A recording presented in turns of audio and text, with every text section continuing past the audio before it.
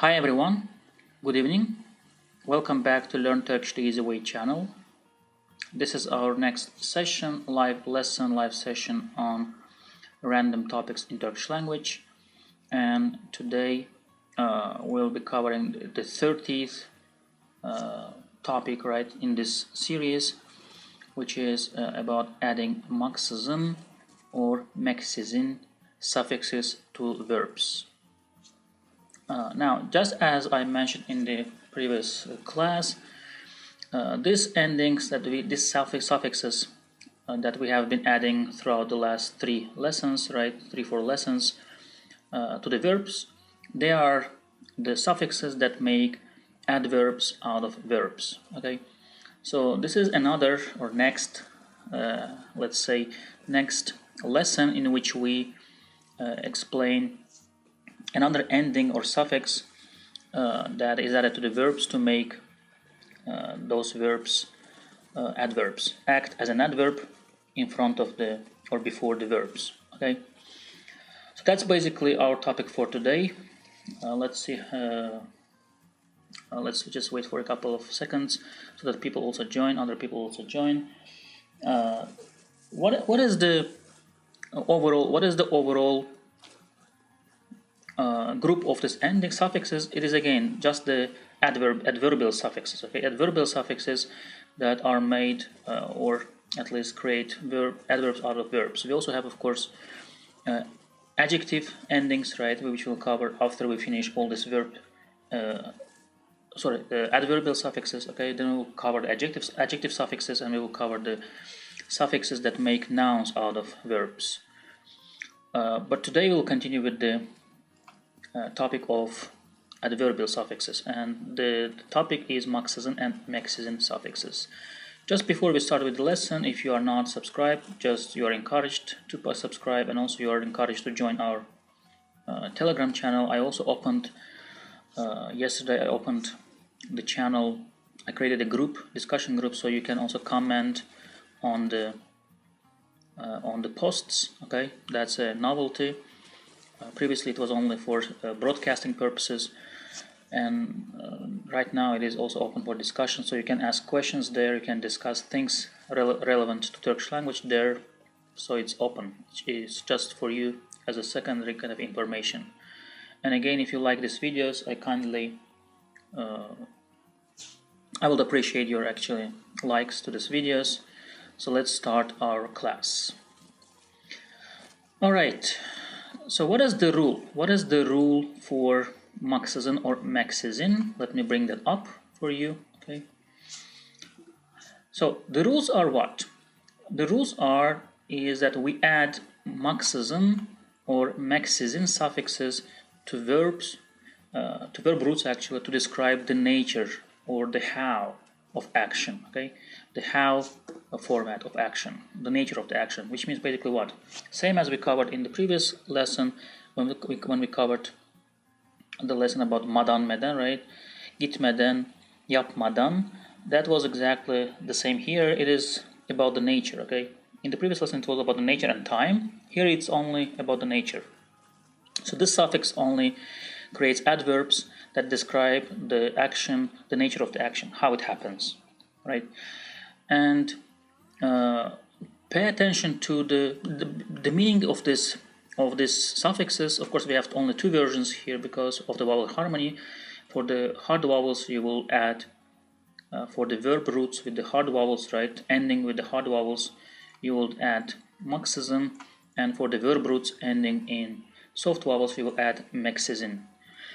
It usually means without. Okay, same as in the previous lesson. Okay, madan meden. Remember, madan meden had 2 meanings. Usually it is either without, right, or before. So gelmeden beni ara. Gelmeden means what? Before you come, or for example, yemek yemeden çıkma, right? Don't leave without eating first. So we had 2 meanings there.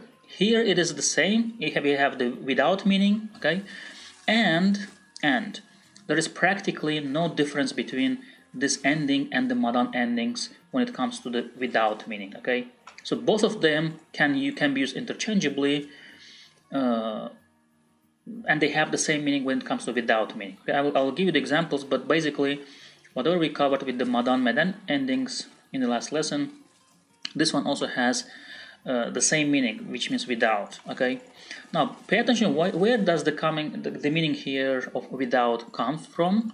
The meaning of without is here sis. You see sis and sis.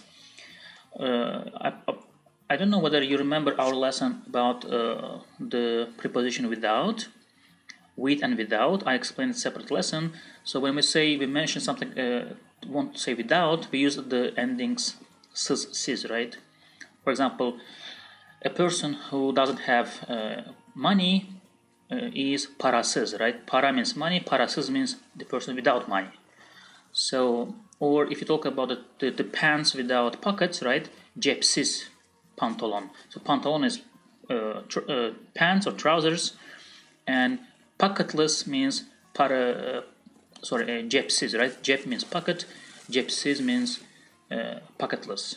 So that's exactly why we have this meaning within this, at least this suffix. So this sis and sis, okay, also is part of that meaning.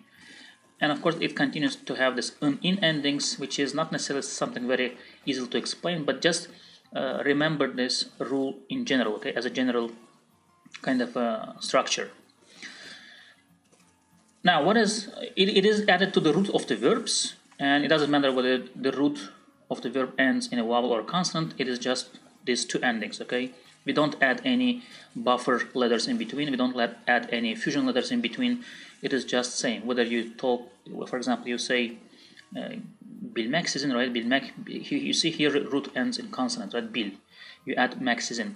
If it was something ending in a vowel, the root ending in a vowel, it will be still meksizin or maksızın, okay? It doesn't matter.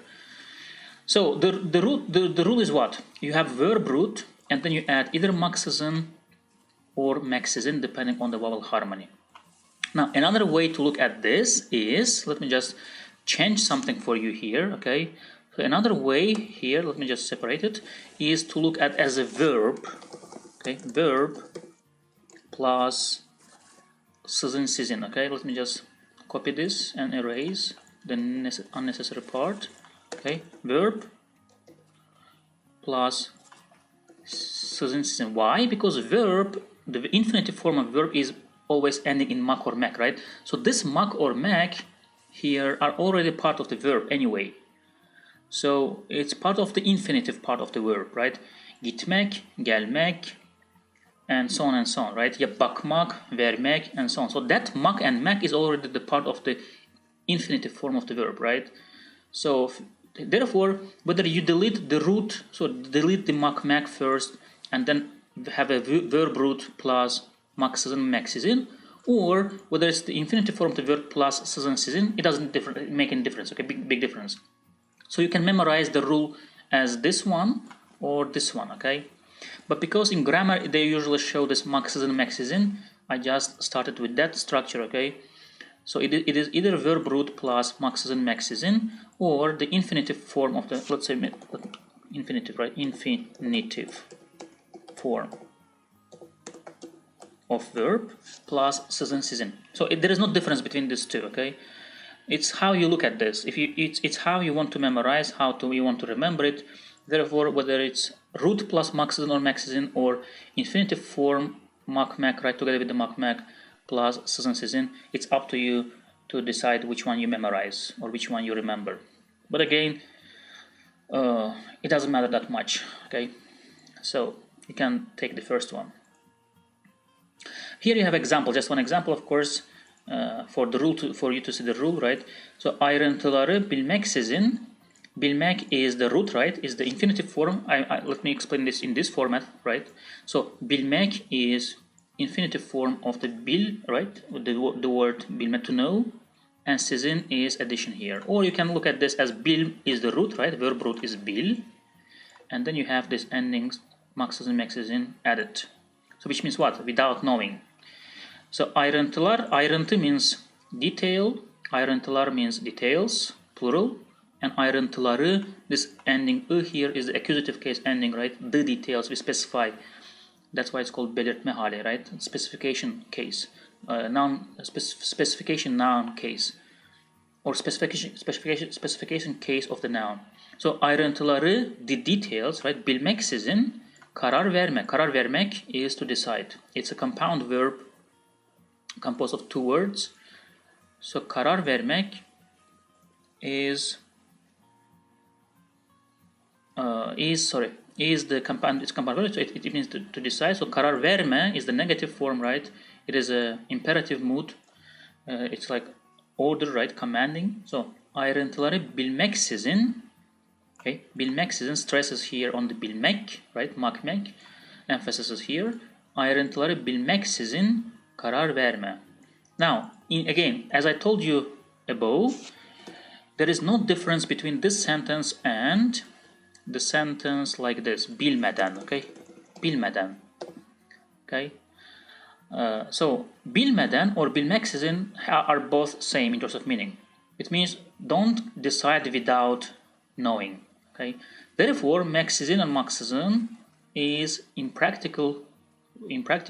from practical perspective, they are same. Okay, they are same in terms of meaning. So you can use this one to say without knowing or bilmeden, without knowing. Again, they are same in meaning, and there is no even small difference between their meaning. Okay. Ayrıntıları bilmeksizin karar verme or ayrıntıları bilmeden karar verme. Don't decide without knowing the details. Okay, so this is basically the rule of the notes I have about this suffix. So let's look at the examples, a couple of examples. Karşılık beklemeksizin çalışıyordu. Here we have the beklemek word, right? Beklemek, to wait. Beklemek is to wait or expect. And karşılık beklemek is a very kind of a complex therefore I just didn't separate them, okay? This meksizin makes it without, right? Here, this one, this is meksizin, which is without. Karşılık beklemek, so then you have expecting anything in return, okay? Karşılık beklemek means expecting in return. Expecting something in return. And it's negative, therefore we make it anything, right? Not something, but anything. Karşılık beklemeksizin çalışıyordu. He worked or he was working without expecting anything in return. Okay, karşılık beklemek is a kind of a complex structure here. We don't separate them, okay?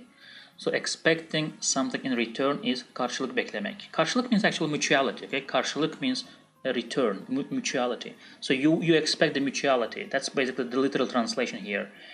But he was working without mutual expectations, okay? Mutual return, something like that. Or mutuality, without expecting the mutuality here, okay? That's basically what it means. But don't focus on the other parts of the sentences, just focus on this verb. Okay? Beklemeksizin means without waiting, okay? Without expecting anything in return. Let's look at the second example. Burada durmaksızın kar yağıyor. Burada means here, right? Kar yağıyor, kar yağmak is a compound verb. Kar yağmak, it's snowing. If you want to say it is raining, you will say yağmur yağıyor, right? It's all about yağmur yağıyor, kar yağıyor, dolu yağıyor, right? Hailing. So that's how we say snowing, raining, and hailing, and so on. So kar yağmak is to snow. Kar yağıyor means it is snowing. Burada means here, and durmak is to stop, to stop overall, right? Durmaksızın means without stopping or non-stop. I just put this as an addition kind of a translation. So it basically means snowing without non-stop, okay? Snowing non-stop, without stopping. Burada durmaksızın kar yağıyor. It is snowing without stopping here, or it's snowing here non-stop. It is snowing non-stop here. The third example, beni dinlemeksizin gittiler. They went or left, okay, without listening to me. So here, dinlemeksizin, right? Meksizin is without listening, okay? I usually prefer this one, okay? Dinlemek is listening here, and sizin means without. So dinlemeksizin means without listening. Take it as a full structure, okay? Without separation. So beni is the accusative case of ben, right? It means me. So not listening to me here, that's the translation, right? Gittiler is the plural tense, plural form of the third person. Beni dinlemeksizin, right? Dinlemeksizin gittiler. That's the correct pronunciation. Beni dinlemeksizin gittiler. They went without listening to me. The fourth example, arkaya bakmaksızın kaçtık. Arka is back. Arkaya is the dative case, right? We have a fusion letter y here in between. So this is the dative case of arka, which means back. Okay? Arkaya means to back, without looking at back, without looking to back, or without looking towards back. Okay? So arkaya bakmaksızın, bakmak is to look, bakmaksızın without looking. Kaçtık means to run away or fled, to flee. Okay? So we ran away or we fled without looking back. Arkaya bakmaksızın kaçtık. This is we, right? Second person plural. And the last example I have, the fifth one is yolu görmeksizin sürdüm. Sürmek is to drive. Okay? It's the past tense, of course. Sürdüm. This is also the past tense. This is past tense, right? Gittiler, kaçtık, sürdüm is the first person singular. Yolu görmeksizin, yol is road. Yolu is the accusative case of yol. Okay? Yolu, the road. You specify, you didn't say the road. So yolu, the road. Görmeksizin, without seeing. Görmek is to see, right? Görmeksizin is without seeing. Sürdüm, I drove without seeing the road. That was how I drove. That's the nature of my driving. Okay, that's how I drove. And again, all of this can be paraphrased, right? You can. This is same. Okay, this is same as this one. Beklemeden. This is kind of the same meaning. Okay, so you see, meden here, this one, and meksizin play the same role here. Karşılık beklemeksizin çalışıyordu. Karşılık beklemeden çalışıyordu have the same meaning. Okay. Same here. Burada durmaksızın, right? Or durmadan kar yağıyor. Durmadan means without stopping, non-stop. Durmadan kar yağıyor. Again, madan, maksızın. They play the same role here. They are the same translations, okay? Let me just copy it for you all. Dinlemeden. Right. Arkaya bakmadan. That will be this one, bakmadan. And the last one will be yolu görmeden. Sürdüm. Okay. Görmeden. Sürdüm. Now, if you ask me which is the more preferred structure to make this meaning without, I would say the second one, okay? Madan meden is more preferred to mean this without rather than maksızın meksizin. Okay? So that's, in practice, you will see this uses more. Madan meden uses more than maksızın meksizin use. Okay? But of course you have to know this maksızın meksizin just in order to not confuse yourself, right? You just know it. At least know it, that what it means. Dinlemeksizin, yapmaksızın, gitmeksizin, görmeksizin, vermeksizin, and so on. But again, in practice, you will see more of this ones. Okay, madan meden endings to mean without. That is it for today. That is it for today's class. If you have any questions, just let me know. If not, I will finish the video for today.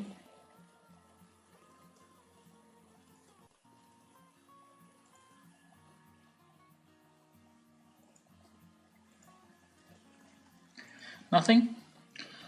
Alright, I'll then see you in the next classes. Have a nice day. Bye bye.